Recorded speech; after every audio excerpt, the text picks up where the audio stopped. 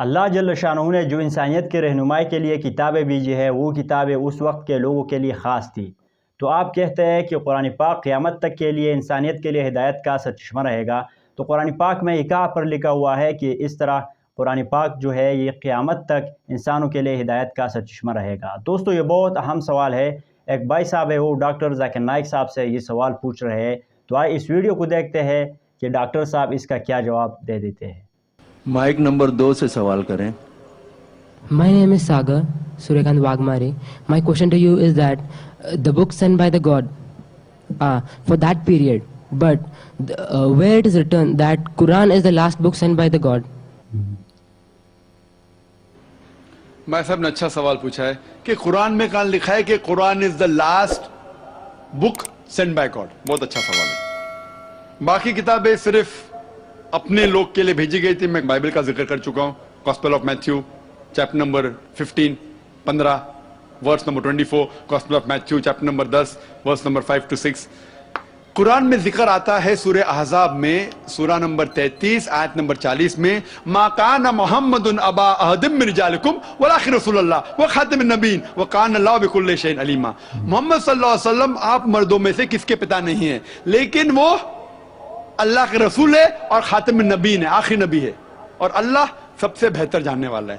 کتاب نازل کرنے کے لیے ضرورت ہے ایک رسول کی، تو جب رسول ہی نہیں آئیں گا تو کتاب کیسے آئیں گی؟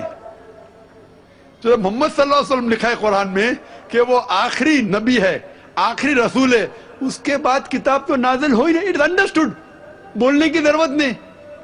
آخری نبی آخری رسول محمد صلی اللہ علیہ وسلم تھے، اسی لیے آخری نبی سارے انسانیت کے لیے بھیجے گئے تھے، اور قرآن میں ذکر آتا ہے قرآن بھی ساری انسانیت کے لیے بھیجا گیا ہے۔ باقی جتنی کتابیں ہیں قرآن میں لکھا ہے کہ صرف بھیجے گئے تھے اپنے لوگ کے لیے، پیغمبر بھی اور وہ کلام بھی، لیکن قرآن مجید جیسے کہ محمد صلی اللہ علیہ وسلم ساری انسانیت کے لیے تھے، قرآن بھی ساری انسانیت کے لیے۔ اس کا ذکر ہے سورہ ابراہیم میں سورہ نمبر 14 آیت نمبر 1، سورہ ابراہیم سورہ نمبر 14 آیت نمبر 52، سورہ بقرہ سورہ نمبر 2 آیت نمبر 185، سورہ زمر چیپٹر نمبر 39 ورس نمبر 41۔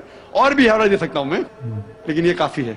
تو قرآن پاک میں یہ واضح طور پر اللہ پاک نے بیان کیا ہے کہ حضرت محمد صلی اللہ علیہ وسلم از the last and final رسول فرام اللہ سبحانہ و تعالی۔ حضرت محمد صلی اللہ علیہ وسلم اللہ کی طرف سے آخری رسول ہے۔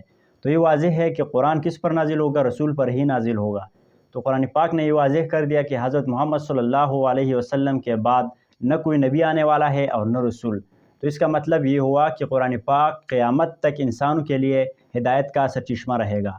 جو بھی لوگ اس پر عمل کریں گے وہ دنیا میں بھی کامیاب رہیں گے اور آخرت میں بھی کامیابی ان کی مقدر ہوگی، لیکن جو لوگ اس کو اپنے پیچھے ڈال دیتے ہیں، اس پر عمل نہیں کرتے ہیں، تو وہ دنیا و آخرت میں کامیاب نہیں ہو سکتے۔ امید ہے یہ ویڈیو آپ کو پسند آئی ہوگی، اور مزید اس قسم کی اسلامک ویڈیوز دیکھنے کے لیے اس چینل اسماعیل خان کو سبسکرائب کیجیے گا۔